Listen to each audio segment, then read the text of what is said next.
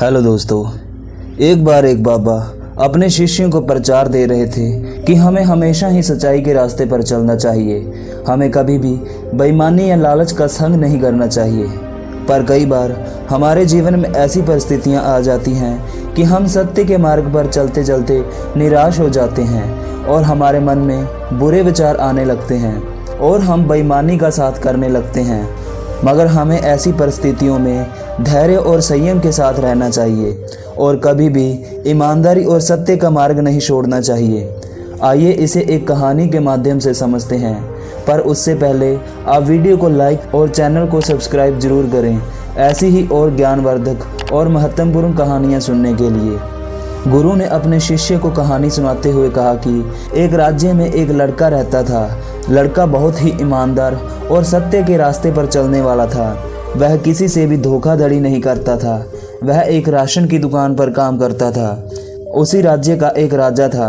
राजा की एक पत्नी थी। राजा एक बहुत ही भला और नेकदिल इंसान था। उसके राज्य में सभी हंसी खुशी रहते थे। राजा और रानी की शादी को 35 साल हो चुके थे। वह अब धीरे धीरे बूढ़े होने लगे थे, पर अफसोस उनकी कोई संतान नहीं थी। एक दिन वह अपने कमरे में अकेले बैठे हुए होते हैं और बातें कर रहे होते हैं कि हमारी कोई संतान नहीं है।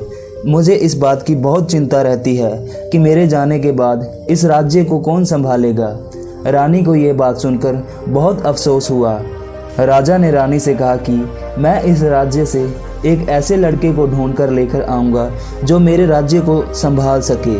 तो रानी ने कहा कि आजकल ऐसे लड़के मिलना बहुत मुश्किल है। आजकल के लड़के बहुत ही बेईमान और लालची किस्म के हैं। उन पर भरोसा करना बहुत मुश्किल है।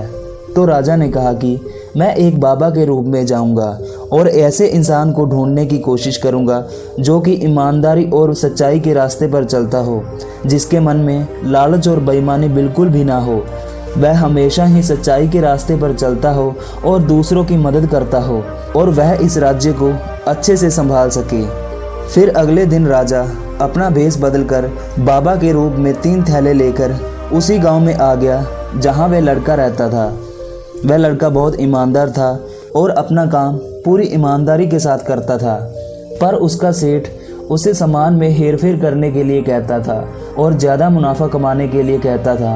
पर वह लड़का अपने सेठ की बात नहीं मानता था और अपना काम पूरी ईमानदारी के साथ करता था। वह अपने हर ग्राहक को पूरा सामान देता और एक भी पैसे की हेरफेर नहीं करता था। उसकी ईमानदारी के चक्कर में सेठ को बहुत नुकसान होता था। सेठ ने परेशान होकर उसे काम से निकाल दिया। अब वह लड़का बेरोजगार हो चुका था और सड़कों पर काम की तलाश में घूम रहा था। तो फिर उसी बाबा की नज़र उस लड़के पर पड़ी। उसने उसे बुलाया और कहा कि बेटे, मुझे बहुत दूर जाना है। मेरे पास 3 थैले हैं। क्या तुम मेरा एक थैला पकड़कर मेरी मदद कर सकते हो? मैं तुम्हें इसके बदले 5 तांबे की मोहरें दूंगा। तो उस लड़के ने कहा कि जी हाँ बाबा जी। तो फिर लड़के ने एक थैला पकड़ लिया और बाबा के साथ चलने लगा। रास्ते में चलते चलते बाबा उसे बार बार देख रहे थे कि कहीं वो लड़का मेरा थैला लेकर भाग तो नहीं जाएगा। बाबा के बार बार देखने पर उस लड़के को शक हुआ। उसने कहा कि बाबा आप घबराइए मत, मैं आपका थैला लेकर कहीं नहीं भागूंगा। आप मुझ पर पूरी तरह से भरोसा कर सकते हैं, क्योंकि अभी अभी ईमानदारी के चक्कर में ही मुझे काम से निकाला गया है। आप निश्चिंत होकर आगे बढ़ते रहिए, मैं आपके पीछे ही हूँ। बाबा को उसकी बातें सुनकर उस पर थोड़ा भरोसा हुआ। फिर वह आगे बढ़ने लगे। रास्ते में चलते चलते उन्हें एक नदी मिली। उन्हें ये नदी पार करनी थी। बाबा ने उस लड़के से कहा कि बेटे, मुझे नहीं लगता कि मैं इन दोनों थैलों को लेकर नदी पार कर सकता हूँ। क्या तुम मुझसे दूसरा थैला भी पकड़ सकते हो? मैं तुम्हें इसके बदले 5 सोने की मोहरें अलग से दूंगा। फिर उस लड़के ने दूसरा थैला भी पकड़ लिया और उन दोनों ने नदी पार कर ली। नदी पार करने के बाद वह कुछ आगे बढ़े तो उस लड़के ने बाबा से कहा कि बाबा जी, इन थैलों में क्या है जो कि ये बहुत भारी हैं। तो फिर बाबा ने उस लड़के से कहा कि इस बड़े वाले थैले में तांबे के सिक्के हैं और ये छोटे वाले थैले में चांदी के सिक्के हैं। फिर लड़के ने कहा कि तभी ये इतने भारी हैं। फिर लड़के ने कहा कि बाबा, अभी हमें और कितनी दूर चलना होगा? तो बाबा ने कहा कि बस कुछ दूर और, हमें सिर्फ एक पहाड़ पार और करना है। कुछ देर चलने के बाद पहाड़ आ गया तो बाबा ने कहा कि बेटे, मैं बहुत थक चुका हूँ। मुझे नहीं लगता कि मैं ये थैला लेकर पहाड़ चढ़ सकता हूँ। क्या तुम मुझसे ये थैला भी पकड़ सकते हो? मैं तुम्हें इसके बदले भी 5 तांबे की मोहरें और दूंगा। फिर उस लड़के ने वह तीसरा थैला भी पकड़ लिया और वह पहाड़ चढ़ने लगा। बाबा भी उसके पीछे धीरे धीरे आगे बढ़ने लगा। अब उस लड़के के मन में विचार आने लगा कि अवश्य ही इस थैले में सोने के सिक्के होंगे। उसके मन में लालच जागने लगा। उसने सोचा कि अगर मैं इन्हें लेकर भाग जाऊं तो सारी उम्र मुझे काम करने की ज़रूरत नहीं है। मैं आराम से अपनी पूरी ज़िंदगी गुजार सकता हूं। और वैसे भी सारी उम्र ईमानदारी का साथ करने से मुझे कुछ भी नहीं मिला, तो आज शायद मुझे भगवान ने ये मौका दिया है। मुझे इसका फ़ायदा अवश्य ही उठाना चाहिए। और ये बाबा भी पहाड़ तो बहुत मुश्किल से चढ़ रहा है, तो मेरा पीछा कहाँ से करेगा। फिर वो लड़का वो तीनों थैले लेकर भाग गया। वह लड़का जल्दी से अपने घर पहुंचा।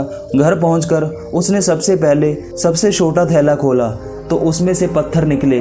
फिर उसने दूसरा थैला खोला तो उसमें से भी पत्थर ही निकले और तीसरे थैले में भी पत्थर ही भरे थे। फिर लड़के ने सोचा कि बाबा ने मुझसे झूठ क्यों बोला। गुस्से में आकर उसने तीनों थैले फेंक दिया, मगर सबसे छोटे थैले में उसे एक पर्ची मिली। उसने उस पर्ची को उठाया और उसे पढ़ने लगा तो उस पर्ची में लिखा था कि मैं कोई बाबा नहीं हूँ, बल्कि मैं तो इस राज्य का राजा हूँ। मेरे घर में कोई भी संतान नहीं है, इसलिए मैं अपने राज्य में एक ऐसे इंसान को ढूंढने के लिए आया था जो कि मेरे बाद मेरे राज्य का राजा बने। परंतु अगर तुम इन थैलों को लेकर भाग चुके हो तो तुमने इस अवसर को खो दिया है। चिट्ठी में लिखी बातें पढ़कर वह लड़का बहुत ही अफसोस करने लगा कि मैंने पूरी ज़िंदगी ईमानदारी का साथ किया और अब जब मुझे इसका फल मिलने लगा तो मेरे मन में कुछ पैसों के लिए लालच जाग गया। मेरी एक गलती ने मेरी सारी उम्र की ईमानदारी पर पानी फेर दिया।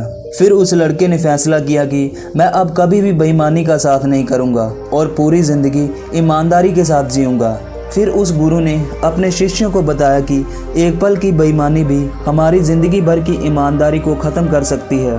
और जब भी हमें कोई लालच दिखाया जाता है या हमारे मन में लालच पैदा होता है तो हमें उस समय धैर्य के साथ रहना चाहिए। हमें ईमानदारी का साथ करना चाहिए और हमेशा अच्छे कर्म ही करने चाहिए, जिससे हमारे साथ भी आगे चलकर हमेशा अच्छा ही होगा। तो मेरे दोस्तों, आपने इस कहानी से क्या सीखा और आपको ये कहानी कैसी लगी हमें कमेंट्स में बताएं और वीडियो को लाइक और चैनल को सब्सक्राइब जरूर करें ऐसी और लाइफ चेंजिंग वीडियोस देखने के लिए। नमो बुद्धाय। धन्यवाद।